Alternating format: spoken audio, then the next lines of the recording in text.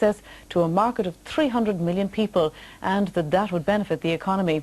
Fine Gael leader John Bruton called on the government to mark Ireland's entry to the Eurozone by cutting interest rates applied to local authority loans and means tests for pensions.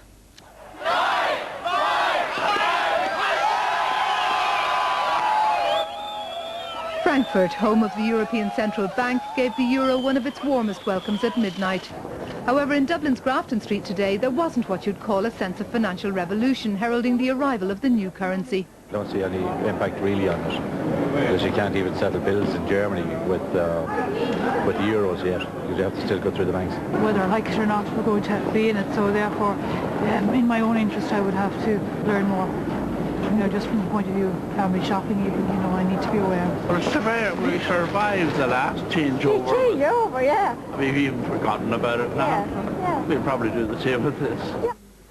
However, the Taoiseach was in buoyant form as he arrived at the central bank to launch Ireland's membership of the single currency. He said that a year ago he wouldn't have believed that so much of the economy would be prepared for today's switchover. However, he warned that pay restraint coupled with tight controls on public spending would be crucial to underpin the continuing success of both Ireland and the euro. We cannot outprice ourselves because it's very simple. If we're making goods that are too costly, then we won't sell them, and it will hammer the Irish economy. So we can have increases and we can continue to implement social partnership, and we've been able to do that very successfully. Mr Ahern also hoped that Britain would eventually join the single currency, acknowledging that sterling remaining out was a worry. The governor of the central bank had mixed feelings on this historic day.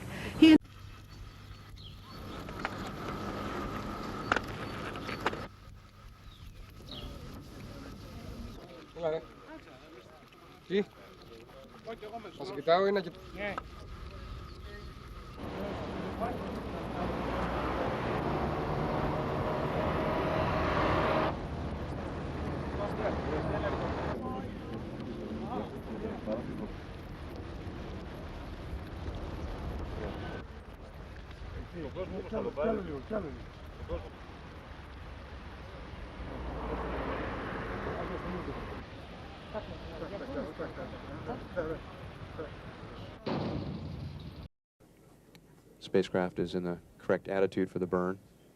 Stations continuing to report nominal and carrier-only mode. Next major event would be 4-1 Earth receipt time. That's 9:05:41.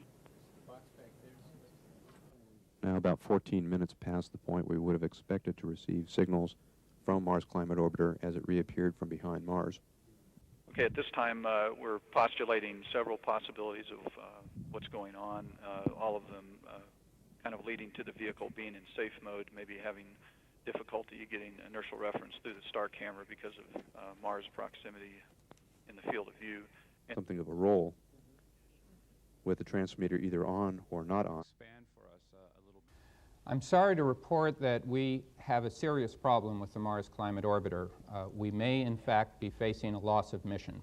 At this point, we really don't know the source of the problem that we had, and so I don't know if it was software or what, and that's something that we will be looking into. On this vote, the yeas are 228, the nays are 206. Article 1 is adopted.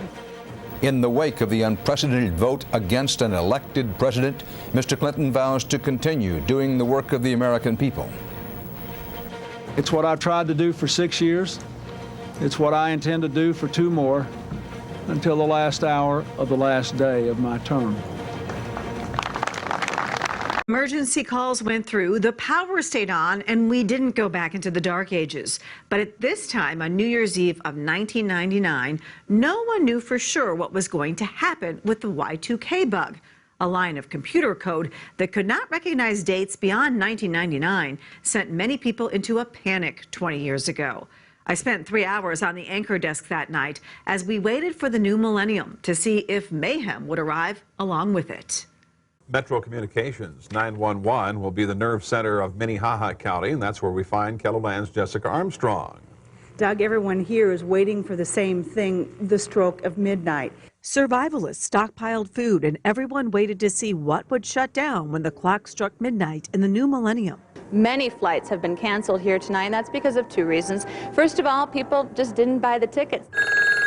20 years ago, people relied on landline phones. The telephone companies spent years and $275 million to prevent the glitch from taking out telephone service. The city of Sioux Falls even hired a Y2K planner, and 12 people worked for more than a year to prepare the city. We defined our worst-case scenario in Sioux Falls as a 72-hour total blackout in the community. While the Y2K bug was real, officials were confident disaster had been averted months in advance. It was a lot of waiting and expecting that nothing was going to happen. Don Hill was the Sioux Falls fire chief at the time. Also, really early in the day here, the date had already changed in New Zealand, and so it was pretty clear that it wasn't going to be a big event. 3, 2, 1. Just as Hill expected, the year 2000 was ushered in without major incident. Sioux Falls' Y2K war room was quiet New Year's Eve as the new century rolled over without any power outages or other major problems. Things get solidified in your memory when something big happens. Well, this was one of those cases where nothing big happened. Hill credits all the preparation for the anticlimactic ending to Y2K.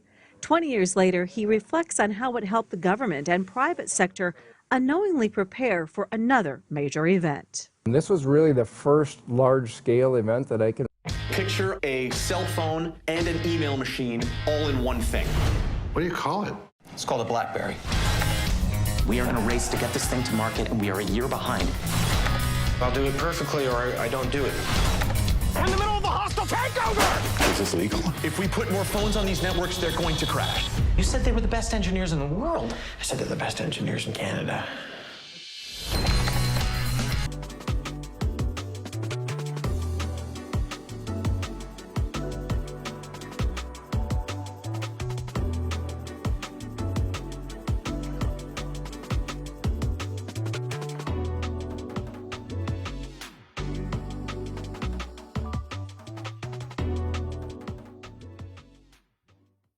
Right now, the Sox postgame is underway. We'll get to that story in just a few minutes. But first, the end of an era. Michael Jordan calls it quits.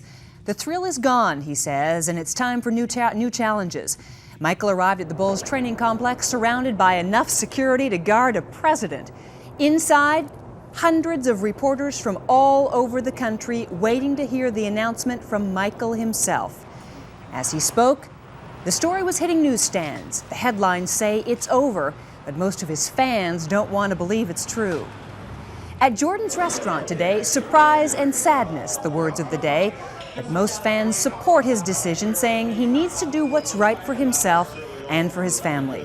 Channel 2's Corey McFerrin begins our team coverage live at Comiskey Park, where the story all began last night. Corey. That's right, Michael, right out here throughout the first pitch as the American League Championship Series began. And we all wondered this morning as we gathered in Deerfield, was it any one factor? Was it his father's death this summer? Was it the constant media hounding? Perhaps he had lost his hunger for the game. Turns out, a combination of all of the above. One thing we do know, Michael Jordan feeling very secure today about his decision. A decision that he reflected upon for some 45 minutes today. Michael entered the Bulls practice gym just after 10 a.m., greeted by a massive swarm of cameras and reporters.